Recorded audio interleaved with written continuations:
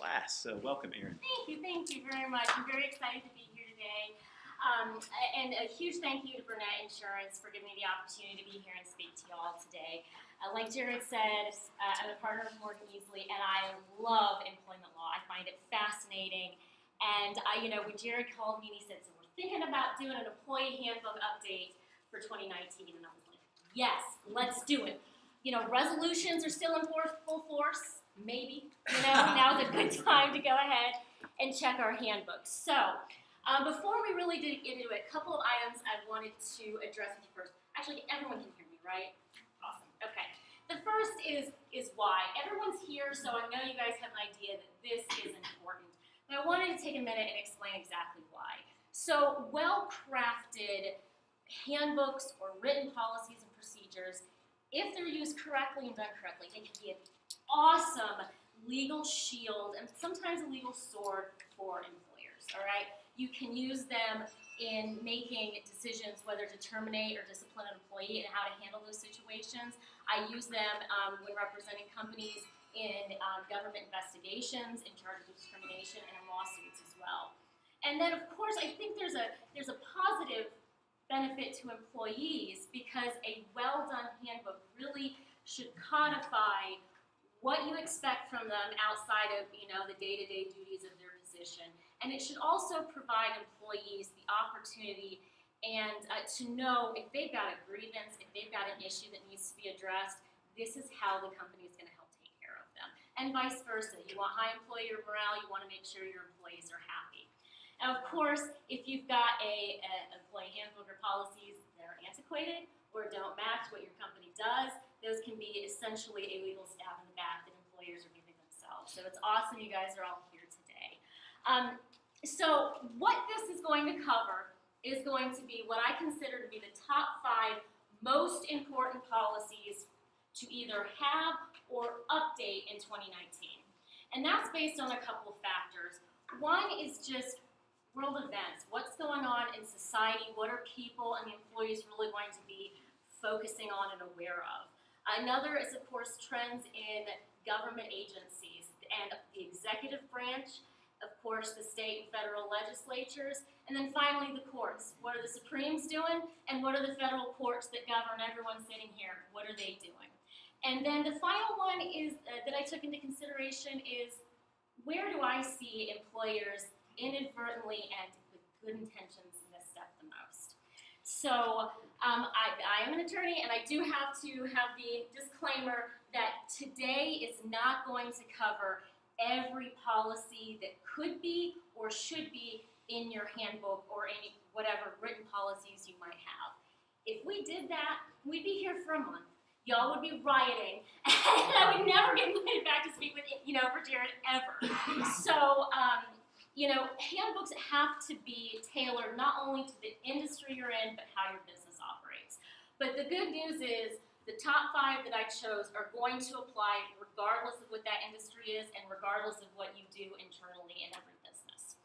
So, I know that not everyone here is as excited as I am about employment law handbooks, particularly because we all had to drag ourselves in here out of this really beautiful spring weather that we are having on February 5th, okay? So I get that. And to try to keep this a little more upbeat and diffuse some of the legalese that we're going to get into, I came up with two strategies.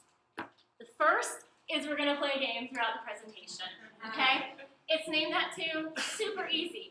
At various times in the presentation, you'll see this. I'll play a little song, and the first person who is able to correctly identify the title and the artist gets a piece of candy, because I am not above bribing adults for my presentation. And if you listen closely, you might notice a trend, maybe a theme, in the songs that we're going to be hearing today. So let's go ahead. Let's test this baby out and see how you guys do on the first one.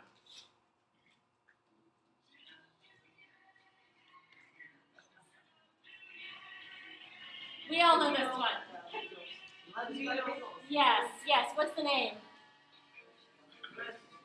Yes, exactly.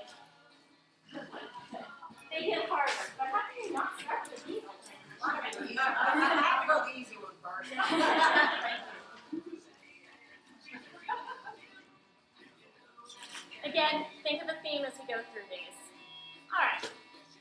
the next thing that I did to try to perk up the information a little bit is I thought, who can I partner with to give some advice and guidance as we go through this? And I immediately thought, do I have any other fans of The Office in here? Yes, right? We at least all know that show. And I thought, who better than the good people of Dunder Mifflin to help us guide our way through these 5 policies. And in particular, Michael Scott, because he is just a source of what not to do with employees. So, the first, sorry guys. So the first one we're going to do, the first policy on my list is absolutely the Form I-9 and the E-Verify process, okay? That is the top number 1. If you do nothing else, check this out. So, everyone's familiar with, but just quick recap, the Form I-9 is that mandatory document that every company, regardless of size, how many employees you have, has absolutely got to correctly complete and maintain for every single person who is an employee, okay? And of course, the purpose of that is to verify the identity and then also the authorization to work in the United States. And I do want to point out, it's authorization, not citizenship. We'll parse that out a little bit later, but that's an important nuance that I think can be, and as some examples I will give you, can be easily confused. And then of course, E-Verify is the electronic system where you go online, you enter the information from the Form I-9, and it cross-references with the federal database information. So, why did this Form I-9 and E-Verify policy make the list? And of course, I mean, if you don't have one, put this in writing or at least have the policies and procedures, and if you do have one, make sure they're updated. So I made the list for a couple of reasons, and I want to back up a little bit to explain how we got to where we are today. Pre-1952, immigration laws in the U.S. were everywhere. They were jumbled, they were messed, there was not one single body of law governing them. So 1952, the INA was enacted, and it's been amended a bunch, but that is still the main law that governs immigration today. And there are a couple of main employment-related aspects of that, because we're not going to go into all the visas and whatnot. But the 3 biggest employer aspects of it is you can't employ unauthorized aliens, it prohibits discrimination based on national origin or religion, and then of course it's got severe penalties for any sort of document fraud that might occur with the Form I-9. And then a couple decades later, the IRA was put into effect, and the biggest impact that had on employers is that is really what established the mandatory Form I-9 to use for every employee. And of course, it added sanctions for employers who hire or employ undocumented or unauthorized workers in the U.S., and those can be pretty severe. So more recent actions, about almost a decade at this point, we start to see government agencies forming partnerships. So the first was in 2010. You had the USCIS and the Department of Justice start to collaborate to focus on E-Verify and make sure employers were using it correctly and it was being done when they had to.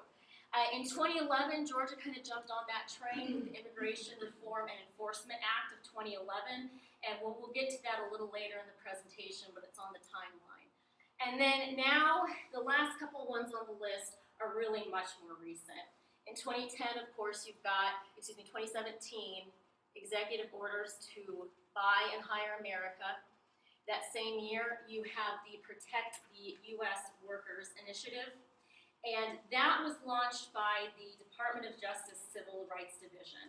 And the goal of that, this Protecting U.S. Workers Initiative, is aimed at targeting, investigating, and taking enforcement measures against companies that discriminate against U.S. workers in favor of foreign visa workers. So last year, Georgia comes into play again with the Senate Bill 452, And what that does is it would require local police, prosecutors, and courts to help with federal immigration enforcement. They absolutely have to report to federal immigration agency if they think there's an issue. And it also includes language that's not been passed yet that some are concerned would undercut the bail reform that the city of Atlanta is attempting to overhaul, essentially. Another aspect of 2017 and 2018, when really all these actions lead us to these partnerships, and these are multiple ones between federal agencies. You've got the Department of Justice, Civil Rights, and the Wage and Hour Division forming a partnership. You've got, again, May 2018, the USCIS, the Department of Justice, and then July of last year, the Civil Rights Division and the Department of Labor. And practically what that means is these federal agencies who all touch various aspects of employment or items that could implicate immigration, they were doing it separately before. So what one government agency knew or was investigating wouldn't necessarily become apparent or known to another one. They're joining forces to try to widen that net and catch, I guess that's the wrong word, and to make sure that employers in various aspects of that employment relationship really are accurately and correctly using the Form I-9 E-Verify and complying with the federal law. And the fact that this is happening all in the last couple of years and there was not that emphasis before just raises a huge red flags to employers to make sure they're on top of things with that. And there are a couple other considerations as well. The improper use of either Form I-9 or E-Verify, even if you didn't intend to, even if you meant to use the form or submit it correctly, you've got serious penalties there. There's potential fraud, discrimination. It could be referred to Immigrations and Customs and Enforcement Center for investigation, Department of Justice, and other federal agencies. And, again, keep in mind, all of those agencies are actively communicating and sharing information. So if you get bit by one, you might get hit by a couple of others, even if you meant to comply. And then, of course, you've got almost a double in the USCIS monitoring and compliance activities from 2014 to 2017. And I anticipate those numbers are just going to continue going up. So, get back to that very quickly. All right, policy number one, again, the Form I-9 and E-Verify. There are a couple of practical tips that I'm going to give you guys as we go through all of these. And when it comes to the Form I-9, make sure you're using the most up-to-date form, all right? I know that was a little while ago, but man, these years go by quickly, and when was the last time you checked the date of the form you're using? Another really important point is to make sure that the employee chooses the documents, okay? And the reason for that is if you don't, and you tell the employees what to use, then that is a potential discrimination claim on national origin or citizenship because it absolutely violates the INA. And I have done employment handbooks for people, and we get to this, and they go, no. I don't want people bringing in just whatever they want. I always tell them, well, you can bring in your passport or your social security card or your birth certificate, but just those. And I'm like, no, that's not okay. You cannot tell them what they are going to bring in as employees and what they're not going to. And to give you really a little extra oomph as to why, if a charge of discrimination is filed because you told them what documents to bring, and again, that can be very innocuous. I've defended one of these where they really meant well and were trying to help the employee out by saying, oh, your first day of employment, bring these things. That person filed this charge of discrimination, and in 2017, mid-2017, the penalties were adjusted to inflation, for inflation. So the penalties are only going up the more, as every year goes by for this. And there was actually a settlement last October that I want to go through with you guys. This was a Georgia poultry processing company.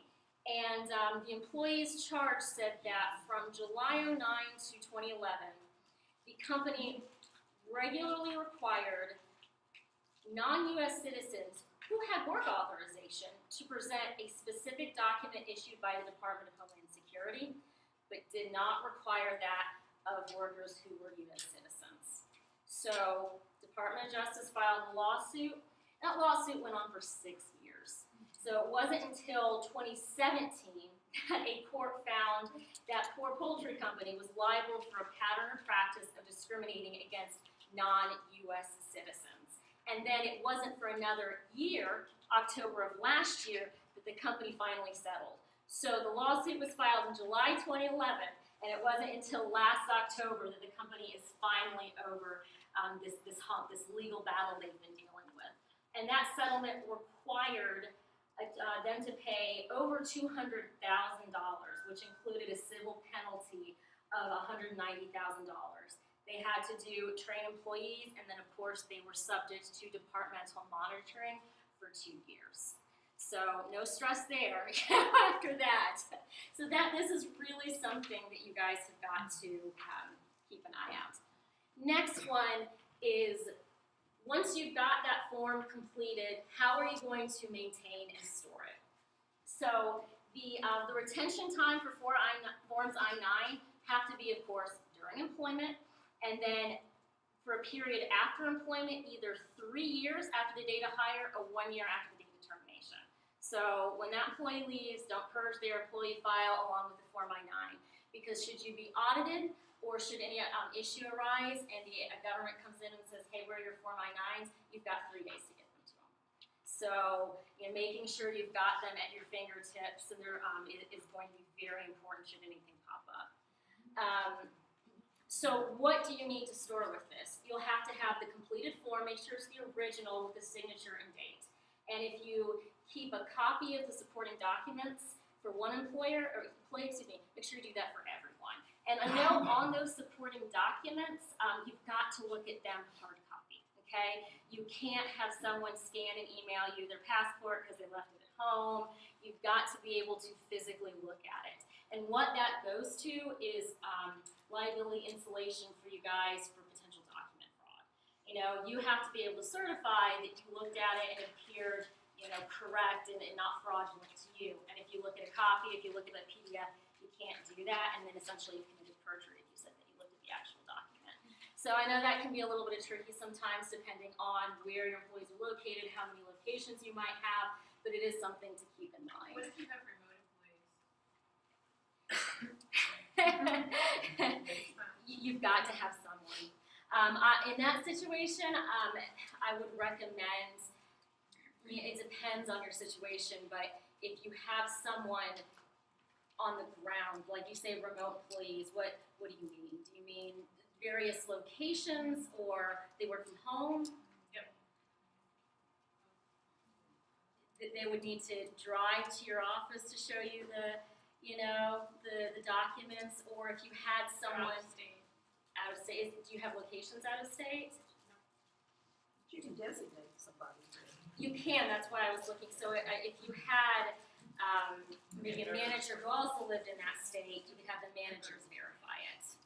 Because we can talk afterwards.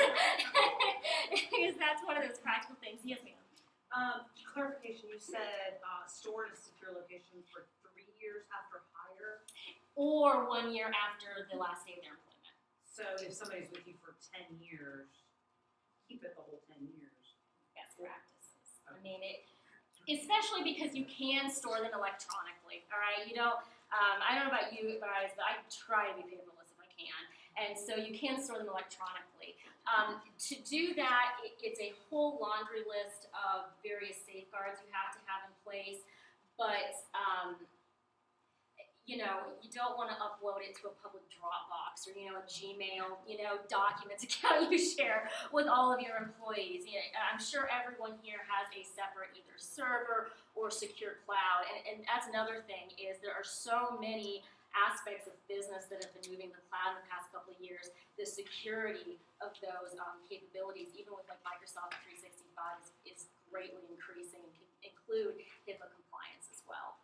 So I'm happy when I send the PowerPoint to Jared, I can include a link to the website that identifies exactly what those technical requirements documents are if you guys are interested to make sure your system, if you're receiving electronically, complies with them.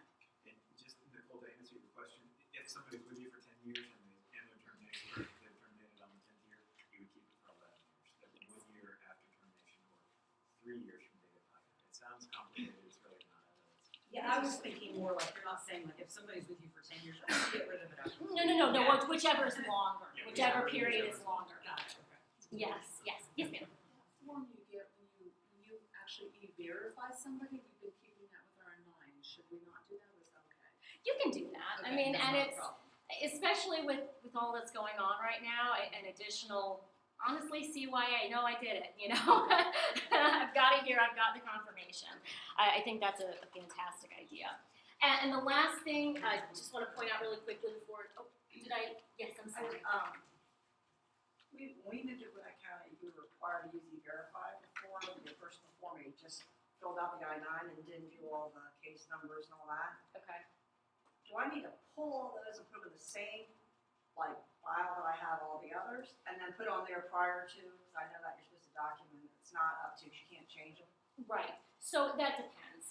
You can keep the Form I-9s either if you've got a separate employee file with every employee's file, or you can keep it just in if you've got a separate, file folder just for Form I-9. So if your policy or your procedure is already to keep them with the employee files, that's okay, so long as you don't throw it out or shred it or whatnot with any other of the employee documents. And on that note, you lead me to the next point. You want to restrict document access to any sort of Form I-9s. And of course, we're not doing ADA much today, but if you've got any medical information, that's got to be lock and key. So to your point, if you keep employee files in your office and you've got a file cabinet maybe you keep locked or it can't be accessed, I would say that's okay. But if you But I don't have to pull, because like everybody knew, I've kept like a binder, so when they terminate, I put them in the back to do all that, but from back, 10, 12 years ago, I should pull all those and put them in the same location. I think so long as you've got them. But are these, let's talk on the break because that can also depend on whether they're current employees or former employees or what's going on there. Okay. But wherever you store them, make sure that it's somewhere safe and it can't be accessed by just anyone. Quick question. Yes, ma'am. What if an employee's only hired for a year and they leave? Okay. So then you would only need to keep it, 3 years because it's whoever's later. Yeah. What we do is, it's kind of, old fashioned, but we just have little slips. The employee name when they leave, and we write the hire date plus 3 years, term date plus 1 year, and whichever's later, write it big. And Yeah. so every so often we go through and pull the ones that are, we can get rid of it. We just put that little slip on there, makes it easy for us. Sure, that's a great idea. And you can add that too. I don't know if you guys have like employee intake forms or checklists. You can add, if you already, I see those a lot with businesses. I've got one. That's definitely something you can add to there as well, just as an additional catch-all. Yes. Part-time employees? Yes. Okay. All right. Next up is on the same immigration. Let's do the pro tips for the E-Verify. All right. So federal law doesn't necessarily require you to use E-Verify like it requires you to use Form 9. There are, so the first question is, is your business already using it? If so, fantastic, keep doing that. If not, take a look at whether you are supposed to be. There are essentially 3 situations where the company is going to be required to use E-Verify. If there is a if you've got a contract with the federal government, look for what's called an FAR clause, a FAR clause, and that's definitely going to require you to use E-Verify. If there's a state law that requires it, or if there's some sort of legal ruling which would impact your business and you would know about it. So the one I want to point out is Georgia. So this goes back to that Georgia law in 2011 where it did the Immigration Reform Act, and now in Georgia, if you've got 11 or more employees, then you absolutely have got to use E-Verify. And Georgia actually, part of that Reform Act was, this is not just an honor system, they actually implemented ways to double check if you apply for a business license as well. And of course, they authorized the government to come and investigate it if they were, tipped off or had any reason to think there was an issue. But if you're growing and you haven't quite reached that 15 employees or more threshold where you've got the federal discrimination cases or laws, go ahead and see if you've got over 11 and start using E-Verify. So I know I skipped over the name that tune before because I wanted to get through that, but don't worry, we've got the next one. I appreciate you guys sticking with me through the immigration one. I know that was a dense section. All right. But it's very important.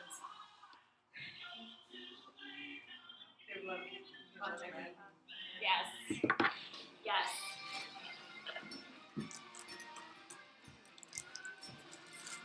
I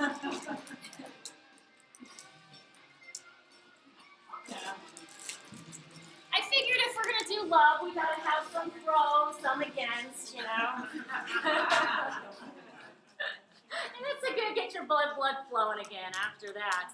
Okay, so second policy is absolutely going to be harassment, discrimination, and retaliation. Okay, I do not think the first two policies would come as a surprise to anyone in here. And the other, this is actually going to answer teaser questions number 1, 2, and 5. And the previous section on E-Verify and I-9, that was all teaser question number 1. So I am answering them as we go through. And if you can't see this, is of course the iconic "That's What She Said." So, you know, Michael Scott's helping us there as well. So it's 2019, you can't not have a policy on this, all right? When it comes to the Form I-9 or E-Verify, you know, if you've got well-trained managers, you guys do it yourself and you know what you're doing, that wouldn't necessarily need to be in writing. This absolutely has to be. If you have one policy in writing, let it be an anti-harassment, discrimination, and retaliation, okay? And, you know, honestly, right now, a general statement's not gonna cut it.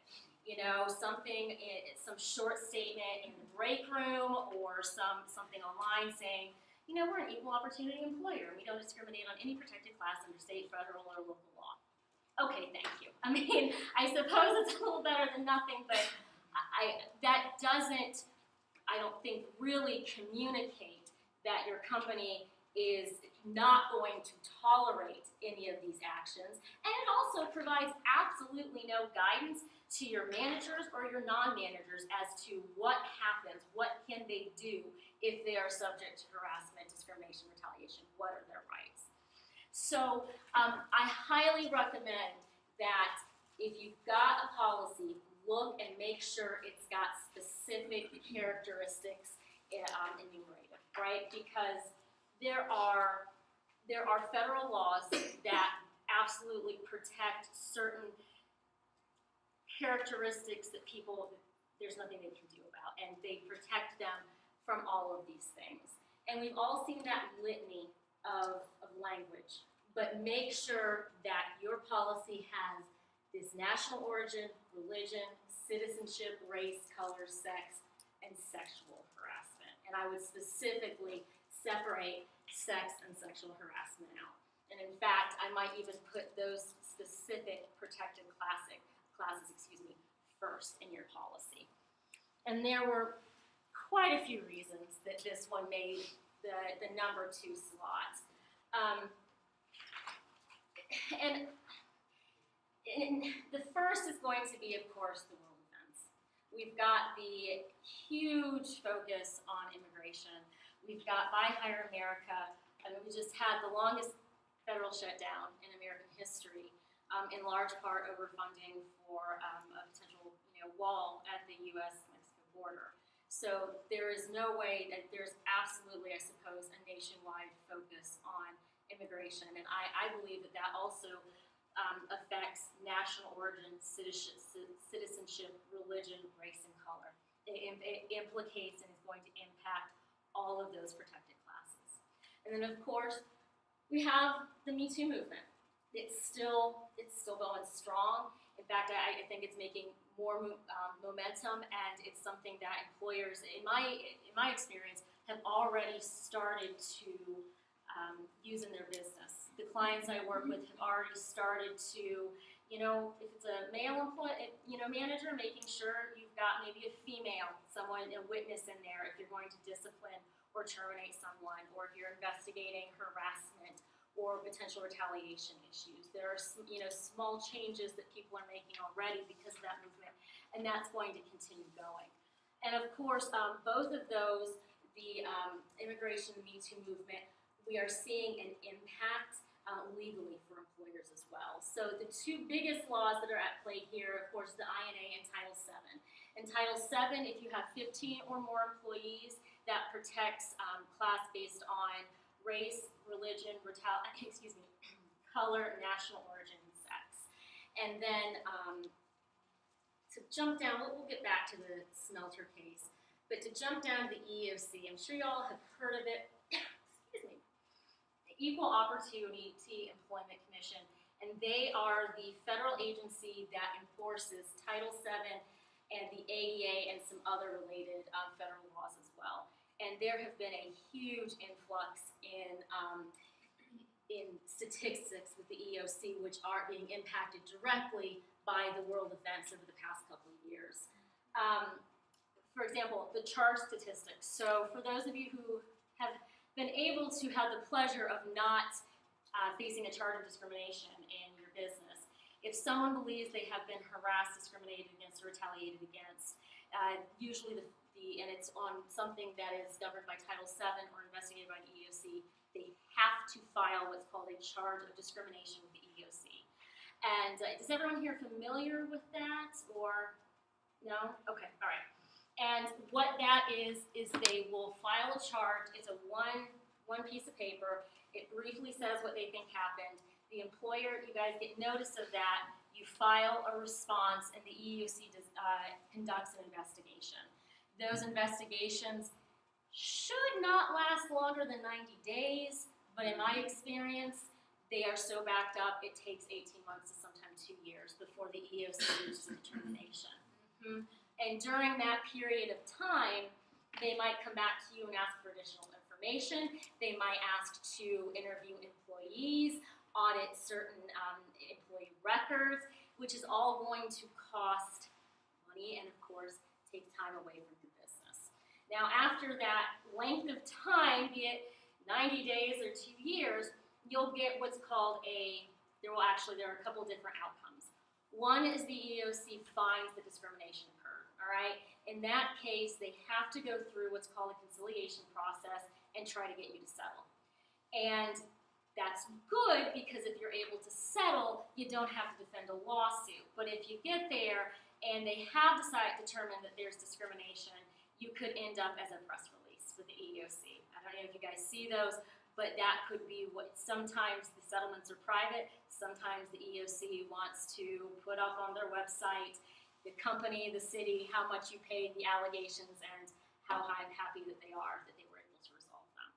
So, and that's something, nobody wants that because then it's public knowledge. Of course, if you don't get it settled and a lawsuit happens, that's public knowledge as well. If I'm not involved at that point or another attorney not involved at that point, you absolutely will have to get one involved because companies can't represent themselves in federal or state courts. So that's the worst case scenario. What happens most of the time is the EEOC issues what's called a right to sue letter. And there are a couple outcomes on there. One is the EEOC says, it's been over 90 days and I'm never, ever going to get to this, so everybody move on. Plaintiff, sue if you want, but I'm out. Another option is for them to say, we don't really know if anything bad happened here. We don't think so, but that doesn't mean you're super in compliance with law, so plaintiff, go ahead and sue if you want. That is the ideal outcome because nobody knows. That's the ideal outcome because the EEOC has not taken a stance anything bad happened. It is not public knowledge at that point. You can still get a private settlement if you want, but sometimes the employee at that point is done messing with it. It's been 2 years, over and out, and you never hear from them again, okay? Even if that outcome, which is ideal, happens, they can file a lawsuit, but it has to be filed within 90 days of the date of that letter. And that is a really tight timeline and can easily be missed. So that's the EEOC process. I did not expect to go. Do you guys have any questions about that? That was just a total tangent on the side. I'm not having a great reading of the room on that. Okay, all right. So now that you understand that, hopefully you'll understand the charge implications a little bit more. So the EEOC's charge of discrimination statistics have only been updated through 2017, and consistently over the last several years, race, sex, and Title VII retaliation were the top 3 reasons for charges of discrimination. Race was consistently 34 to 35%, sex was about 30%, and again, Title VII only retaliation, so that's going to be race, national origin, religion, sex, color, was between 36 and 38%. So these are the really big issues that businesses need to keep an eye on in 2019. Now, the EEOC did release a little early its lawsuit statistics through September 2018. And these are lawsuits that the EEOC personally filed on behalf of an aggrieved employee. Lawsuits based on sex were up 74% from 2017. Of those claims, so there were 80 lawsuits based on sex. Half of them were claims of sexual harassment. That's up from 33 in 2017. So that you can see the Me Too movement is absolutely impacting employees and what the EEOC is choosing to pursue. Retaliation made up about half of what the EEOC lawsuits filed, and then race was the next biggest contender, about 16%. The EEOC also developed a task force last year. It was a very short task force, but it was specifically put together and conducted to determine harassment issues in the workplace. It has concluded, but it was the harassment and specifically also the Me Too movement. And then finally, the EEOC's fiscal year 2018 to 2022 strategic enforcement plan. So this is what they are going to be focusing on, and that's going to affect, I think, not just what charges of discrimination they choose to investigate, but how many resources, how much time they're going to put into the charges of discrimination. They're focusing on discriminatory practices against those who are Muslim or Sikh or individuals of Arab, Middle Eastern, or South Asian descent. So you know you've got this government agency who, again, is really going to focus on those protected characteristics. And then I want to circle back to the Protecting the U.S. Workers Initiative. Again, that was just 2017, so it's a pretty new initiative, but they have already conducted dozens of investigations. They filed a lawsuit, and they are up to at least 4 settlements, which collectively the businesses paid over $300,000 to, back pay for affected workers, just in about 18 months. There was a September 2018 settlement that I found particularly troubling and a potential really red flag for employers. There was a company in South Carolina that provided housekeeping services, and they hired housekeepers using a visa, and they got investigated and charged essentially with citizenship discrimination because this Protecting U.S. Workers Initiative concluded that this company had applications from authorized U.S. workers who didn't require a visa, and those applicants were disregarded even though they were qualified. And so the company essentially broke the law by choosing to not consider those applications from U.S. workers and instead hire workers on visa. And my concern with that is the long-term implications. To me, who you hire and why you hire as a business is a very personalized decision. And it absolutely should not take into consideration any protected classes by law. But you have to work with this person. You have to trust them. You know what you're looking for. And to have this precedent of an outside agency coming in and saying, you had these applications and we think that they were qualified, why didn't you hire them? I find that to be a real potential issue. And again, I don't mean to be doom and gloom, but that I think that is something for employers to keep in mind, and I think it increases the importance of having written job descriptions, okay?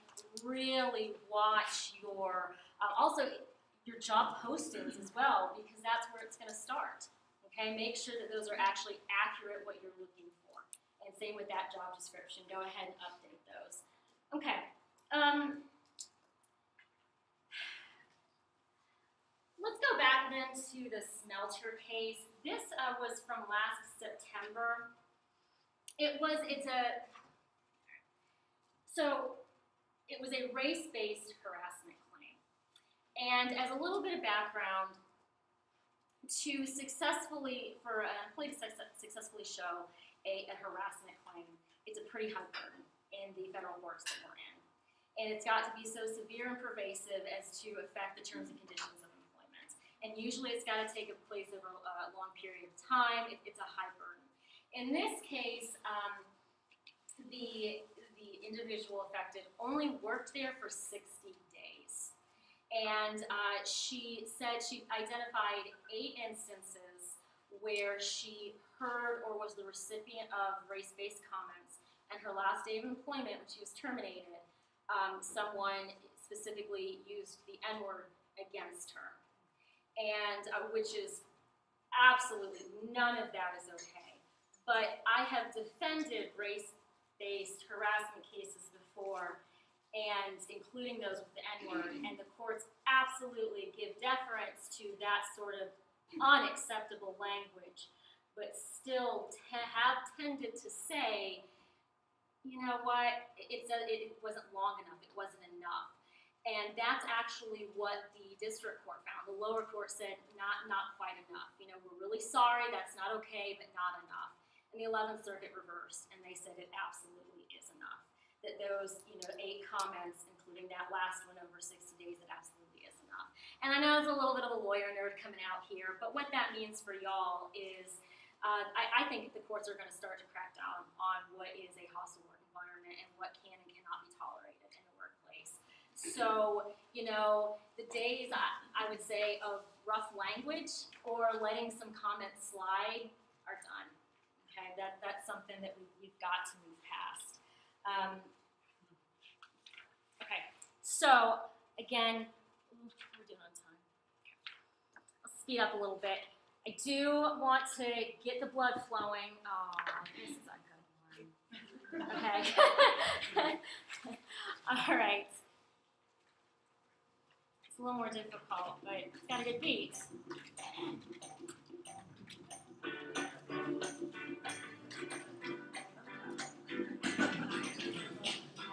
Yeah?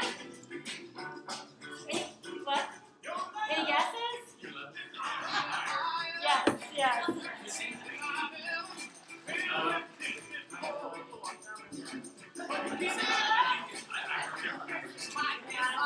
Anyone else who sings it? Yes, who's the artist? Oh, it's Huey Lewis in this.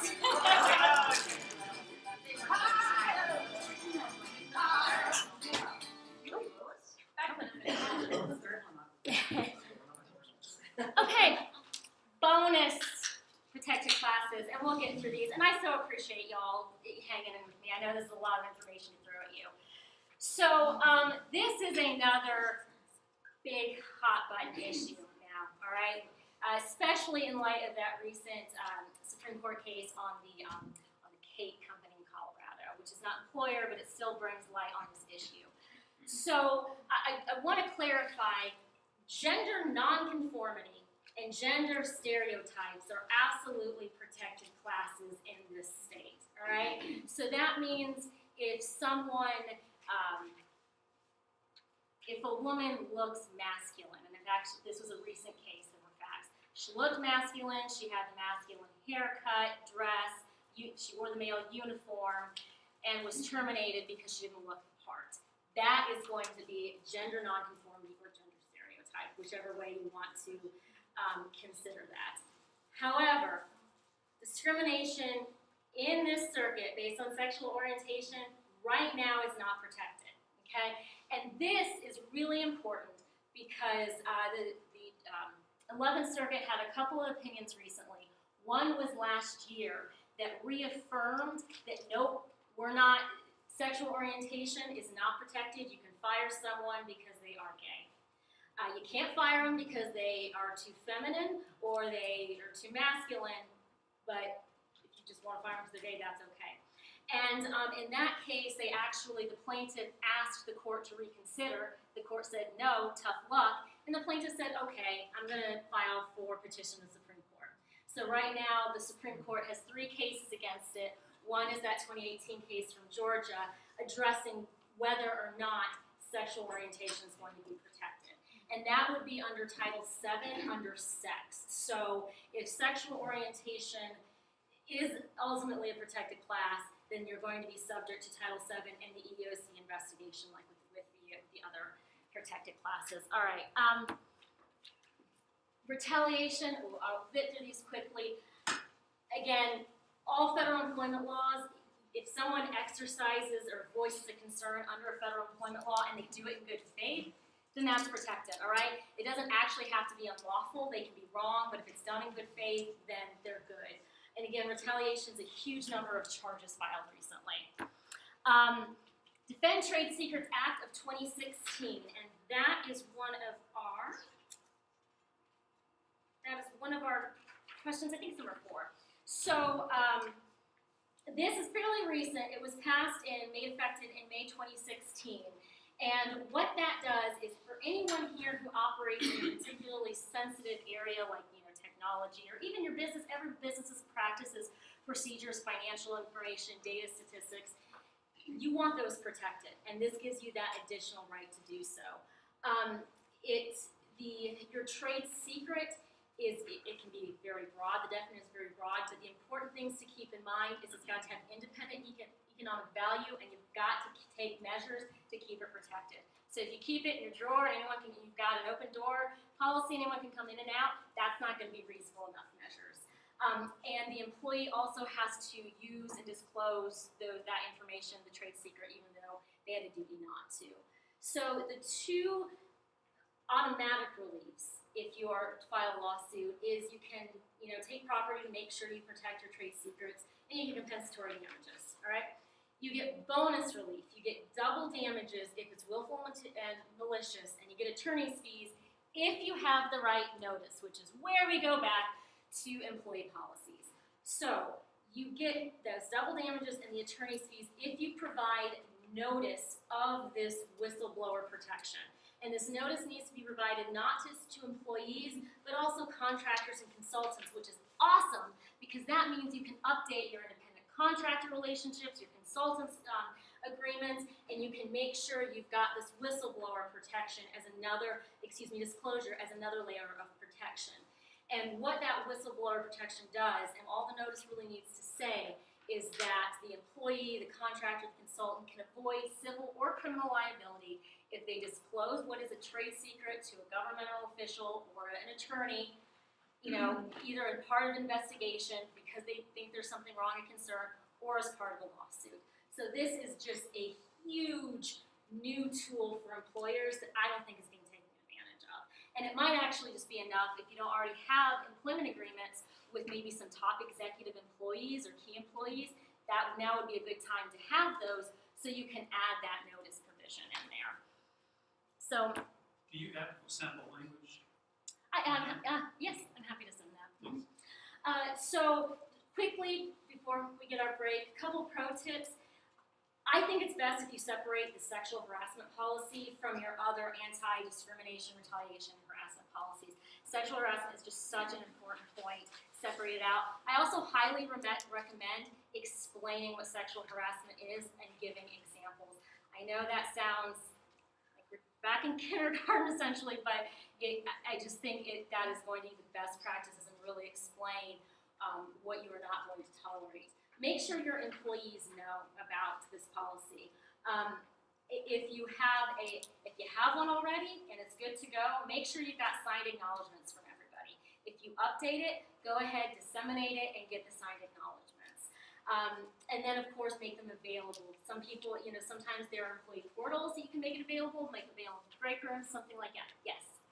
Erin, just to absolutely, yes, that acknowledgement section, I have multiple folks who, they may have an acknowledgement for their handbook, and so they kind of think, oh yeah, I'm covered, they acknowledge the handbook, but to just add emphasis and really drive that anti-harassment section home, just create a separate, acknowledgement page where maybe you put in a female representative and a male representative, and then have an acknowledgement form there, and that goes such a long way in terms of just making sure that they understand how serious you are. Absolutely.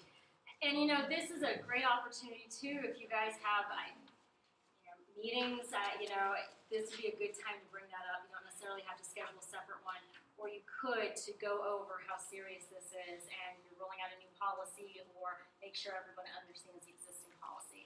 The EEOC came out with just an opinion. It's probably been 5 or 6 years now, but it was probably 15, 20 pages of having, basically the crux of the matter was having a policy is not enough.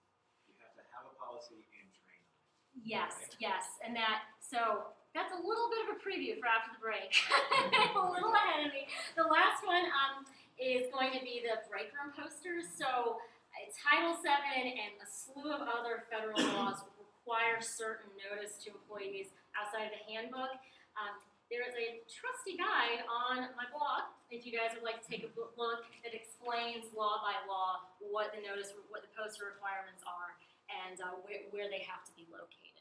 All right, so that is, unless there are any questions, we are ready for a break.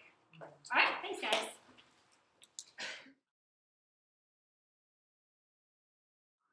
All right guys, welcome back. We've got policy number 3, and that is absolutely reporting investigation. This is the policy that Jared kind of hinted at before the break.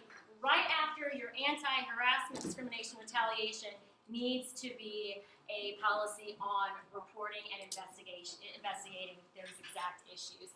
And this is going to go to teaser questions 1, 4, and 5. In this one we have Dwight helping us out here. But I have to go through this case with you guys because it is huge for employers, and then we'll explain what you guys need to do to implement it. But it's a very recent one, just last year. So an employee sued for sexual harassment, and it went to a jury. The jury awarded her $104,000. $4,000 were compensatory damages, meaning that the jury said, all right, you've been hurt, but listen, I'm not going to shake my head at $4,000, but after a jury trial, that's not a lot of damages that you've been hurt for. That means the remaining $100,000 was punitive damages intended to do nothing else but punish the employer, all right? So that was the jury outcome. Now, the employer appealed and said, this is not okay. The reason we should be exempt from liability is because we have this awesome policy. We immediately acted when she reported the issues, and then we fixed the problem. The Court of Appeals agreed and reversed, finding absolutely no liability. So here is what happened, and here is what they did. And on July 10th, the employee had a coworker, and it's important to understand this coworker, not appropriate, but he slapped her on the bottom. She immediately reported it that day. The company that same day said to the coworker, stay away from her, do not associate with her, go, because we need to look into this, all right? For the next couple of days, about a week, the coworker didn't touch her, but didn't quite stay away from her either. Apparently, he made comments in her direction, said, I can touch you again if I want, and in fact, apparently at one point punched something that she took to try to intimidate her.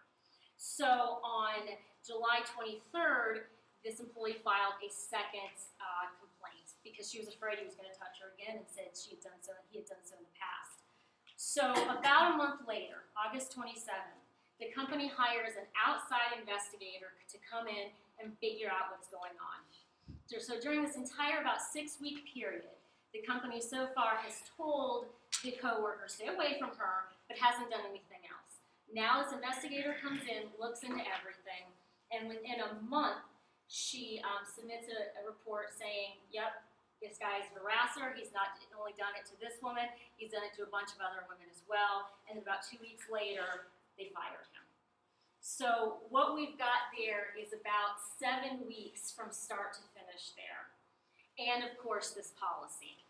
And both are important because under Title VII, which includes sexual harassment, if the harassment is by a coworker, the employer, you guys have this awesome liability shield if you meet these 2 things, which the court recognized here. The first is a solid anti-harassment policy with a reporting procedure, okay? And that has to be disseminated to your employees, make sure they know about it, and make sure it's clear. Also, if you've got that policy, which of course, if you don't already, when you leave here today, that's exactly what you're going to do with your evening, I know. Make sure you do not have language saying, requiring the person to report the harassment to their harasser, okay? That means, that should go without saying, but what that means is don't have a policy that says the first step is go to your manager no matter what. Don't come see HR until you've seen your manager, because the manager could be the harasser, all right? So just make sure it says, go to your manager first, but if you're not comfortable with that, and then list specific other people you trust to handle this sort of very sensitive situation. And ideally, their contact information as well, excuse me, so the employee doesn't have to root around to try to find it. And so that was what happened in this case, is this company had that policy, and the employee followed it to the letter. She actually submitted not 1, but 2 formal reports. So step 1, we got that covered, and so will all of you guys soon if you don't already. The second one, is prompt action, all right? This company, the day of that initial report, separated the coworker from the employee and told that coworker, do not go near her, don't talk to her, stay away, all right? And that's important because the court found that action, of course it was immediate because it was the day of, and it was effective because from that day forward, he didn't touch her again. He may have made some comments toward her, but he didn't touch her. And that, in this court's decision, is huge. The next, and so for you guys to know, again, the takeaway from that is, of course, the prompt and the effectiveness.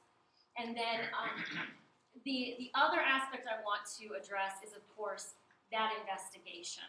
So, and that was kind of a turning point of the case. The plaintiff said, hey guys, listen, that's fine, they separated us quickly, but then it took them 6 weeks to do this investigation and fire him. And during this time, he was there, he was still working there, I was uncomfortable, that's not okay. And the court said, not so fast, yes, it is okay. And the reason for that is in that investigation, there were 16 interviews. They had to bring in someone from out of state who was qualified to actually conduct it. And then they fired the guy within a week to 2 weeks of getting the report. So for you guys, that's something really important to keep in mind. And this is really going to affect your internal procedures and your manager training. Your manager or even HR or even, food for thought for you guys. If you've got a report of harassment, figure out what's going on quickly. Doesn't mean, it's going to depend on how big your company is, of course, and what all's going on. I'm not saying hire an independent investigator to come in and look. But look at the circumstances and figure out what's reasonable and pursue those and then make the decision. And of course, along the way, document. And that is exactly what this company did. If you don't have a formal written complaint from an employee, which of course you're not always going to, this is kind of a best case scenario, go ahead and make a private document, confidential, that has the date, what was said, who was there, and have that conversation confidentially, with this person who has concerns. Document what was talked about, and start that process. And then every action you take along the way, do it contemporaneous documentation. And then that way, should you ever end up in a situation like this, hopefully you can say, no, I'm not paying over $100,000. I did everything that I was supposed to. I did it promptly. Here's why it took me a month to get through it, because in that month, I was interviewing, this person. I was collecting documents. I was talking to this other person. During that time, I separated the people, the people at issue, and then ultimately I made a decision that protected the employee and resolved the issue. And so I just think that this recent case is just important for employers to take advantage of that and make sure you've got those investigation procedures locked down. So again, manager training, formal report, absolutely not required. Don't forget the notice to the employees. Oh, and one other thing is when you're trying to decide what you want to do to address the situation, whether it's the immediate action after the initial report or down the line after you've looked into it, I would say as a general rule, especially initially, err on the side of protecting the victim, okay?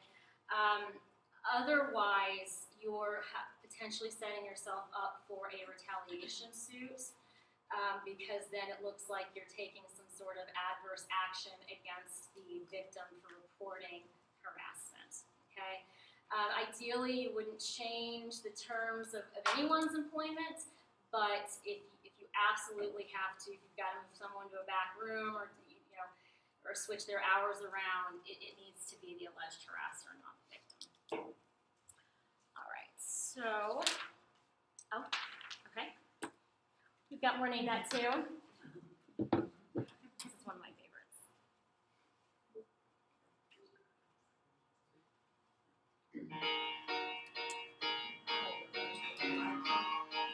Yes! Awesome job. You're as cold as ice. There are a bunch of people about that, so. All right. So we send over here, I'm sorry.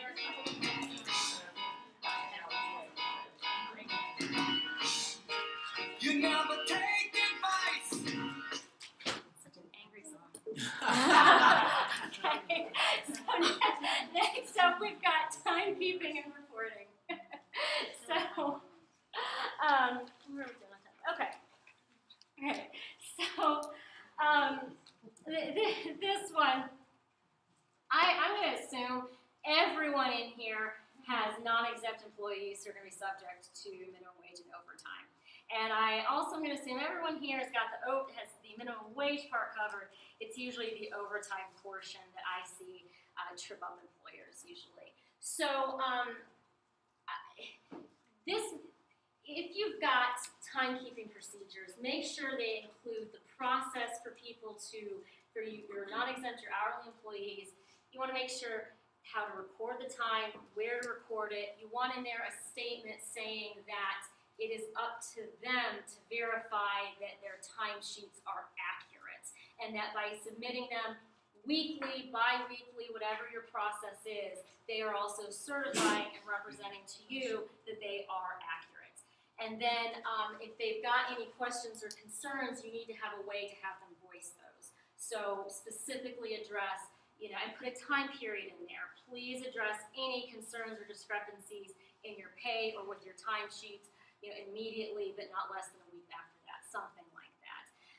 Caveat, if you've got an employee who comes to you a month later and says, yeah, January's timesheet was all screwed up, I actually worked 20 hours of overtime, the safest thing to do is, of course, investigate, but then pay it and have them sign an acknowledgement that they received that pay and they are not owed any additional compensation. And the reason for that is we are in the world, of course, of the Fair Labor Standards Act. And this is one that I see well-intentioned employers misstep over and over again. And it is a really archaic law, and it is absolutely vicious for employers. I think the requirements as to whether someone is truly exempt from overtime or how you can structure someone's pay other than just a weekly or bi-weekly salary are incredibly confusing. And again, the penalties are awful. So if someone brings a claim, employee claims that they are owed either minimum wage or overtime, if they are owed essentially any amount, no matter how small, almost automatically, you need to assume automatically, they're going to get double that amount and their attorney's fees. There was a case in Georgia federal courts a couple years ago where the employee went to a jury trial. Employee got like $6,000 in unpaid overtime, $100,000